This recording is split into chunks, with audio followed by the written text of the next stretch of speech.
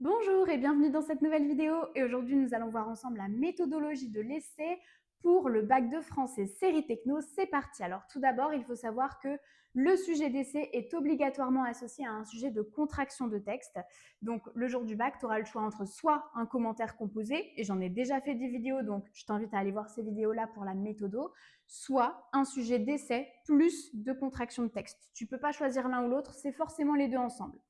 L'essai et la contraction seront obligatoirement en lien avec le parcours associé à l'œuvre que tu as au programme de littérature d'idées. Je te donne un exemple, si l'œuvre que ton prof choisit d'étudier c'est Fontenelle, les entretiens sur la pluralité des mondes, eh bien dans ce cas-là, le sujet de ton essai et de ta contraction le jour J découleront forcément, de manière obligatoire, du parcours Le goût de la science. Donc tu auras forcément un sujet de contraction de texte plus d'essai qui sera en lien avec le goût de la science. Évidemment, pareil pour le parcours associé aux lettres d'une péruvienne ou le parcours associé à la Boétie, discours de la servitude volontaire. Donc, à l'écrit, en contraction plus essai, tu ne peux tomber que sur le programme de littérature d'idées. Il faut savoir que le sujet d'essai s'inspire de manière évidente du sujet du texte de la contraction. Donc, le sujet d'essai sera en lien direct avec le texte que tu auras à contracter et le tout sera en lien avec le parcours de l'œuvre de littérature d'idées. J'espère que tu me suis. Maintenant, si on se concentre plus précisément sur ce sujet d'essai. Alors, au brouillon, plusieurs choses à faire.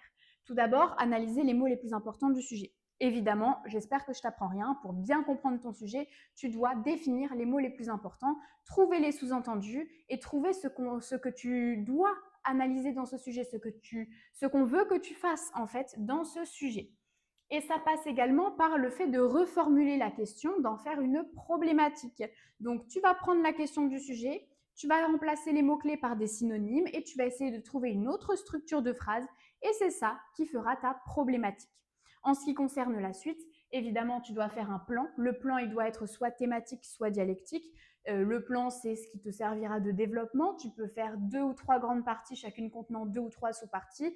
En toute honnêteté, si tu fais 3 grandes parties, bon, tu n'auras peut-être pas le temps de faire 3 sous-parties par grande partie. Pareil, si tu fais 3 sous-parties pour le 1, 3 sous-parties pour le 2, bon, bah, tu n'auras peut-être pas le temps de faire un grand 3. Donc, à toi de voir selon le temps que tu as et selon comment tu le gères, la vitesse à laquelle tu écris. Mais attention, voilà, il ne faut pas que ton plan soit bâclé, mais il ne faut pas non plus que tu perdes trop de temps et que tu n'aies pas assez le temps de développer. Donc le plan, c'est quoi? C'est minimum 2 grandes parties, maximum 3. Et dans chaque grande partie, minimum 2 sous-parties, maximum 3. Il peut y avoir des grandes parties qui contiennent pas le même nombre de sous-parties. Tu peux avoir grand 1 avec 2 sous-parties, grand 2 avec 3 sous-parties. Ce n'est pas un problème, ce n'est pas grave. Le plan peut être soit thématique, soit dialectique.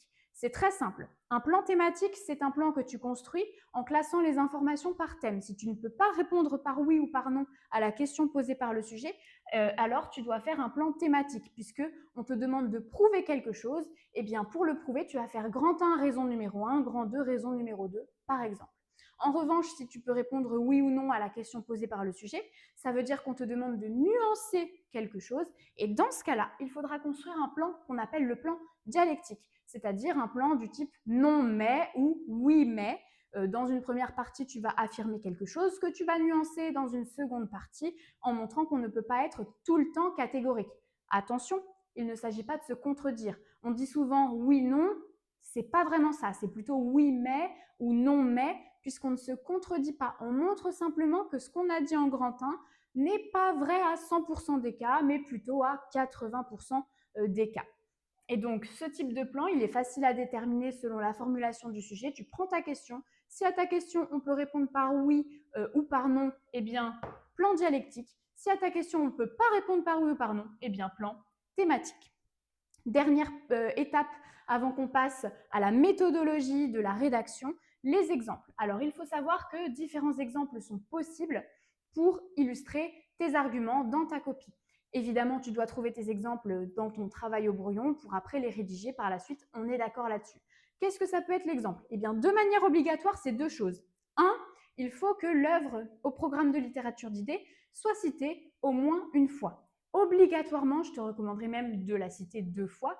il faut que cette œuvre apparaisse en tant qu'exemple dans ta copie au moins une fois. Deuxième chose, il faut que le sujet, le texte de la contraction de texte qui t'est proposé aussi en exercice apparaisse au moins une fois. Ce texte-là, tu dois t'en servir en tant qu'exemple au moins une fois aussi parce que je te rappelle, c'est de ce texte-là qu'est inspiré le sujet de l'essai. Maintenant, tes autres exemples peuvent être des événements historiques, des événements d'autres types. Ça peut être aussi une mise en situation si tu n'as vraiment pas d'idée qui te vient. Ça peut être des exemples de culture générale, de culture littéraire, de culture artistique. Tout peut être pertinent en tant qu'exemple, évidemment si c'est un exemple qualitatif et si c'est correctement relié au sujet. Maintenant qu'on a vu comment organiser son travail au brouillon, eh bien on va voir comment rédiger sa copie. Ta copie commence toujours par une introduction. Ton introduction se compose de la sorte. Première étape, amorce. L'amorce, qu'est-ce que c'est? Alors, c'est facultatif, mais c'est très bien d'en faire une, donc il faut essayer d'en faire une. Une amorce, ça va être une chose que tu vas dire, par exemple, ça peut être un exemple, ça peut être une définition reliée au sujet que tu dois traiter et qui va nous servir à introduire de manière logique le sujet. Sujet que tu peux recopier ou non. Là, je ne t'ai pas marqué de recopier le sujet. C'est facultatif. Tu peux recopier la question posée par le sujet comme tu peux ne pas la recopier. C'est toi qui vois. En tout cas, ce que tu es obligé de faire après avoir ou non recopié la question du sujet, c'est l'analyse du sujet, c'est-à-dire quelques lignes dans lesquelles tu vas expliquer quels sont les problèmes qui se posent. Parce que part du principe qu'un sujet égale minimum un problème. Si tu as une question qu'on te pose et que tu as 2 heures pour la traiter, 3 heures, 4 heures, eh bien, ça veut dire que cette question pose un certain nombre de problèmes parce que sinon, on te donnerait seulement 10 secondes. On est bien d'accord. Donc, trouve les différents problèmes ou le problème qui se pose et tu trouveras ton analyse du sujet. Ensuite, évidemment, on introduit notre problématique, c'est-à-dire notre reformulation de la question du sujet, et on annonce le plan. Le plan, il est toujours annoncé sans mentionner les sous-parties. On annonce que les grandes parties, jamais les sous-parties. Passons maintenant au développement. On l'a vu, 2 ou 3 grandes parties, chacune possédant 2 ou 3 sous-parties. Ça, on est d'accord là-dessus. Une sous-partie se compose de la façon suivante. Son titre rédigé. J'insiste sur l'emploi du terme rédigé. Je ne veux pas que le titre grand 1 petit b apparaisse sur ta copie, même le titre introduction ou le titre conclusion, ça, jamais de ta vie tu fais apparaître un seul titre sur ta copie, c'est interdit formellement.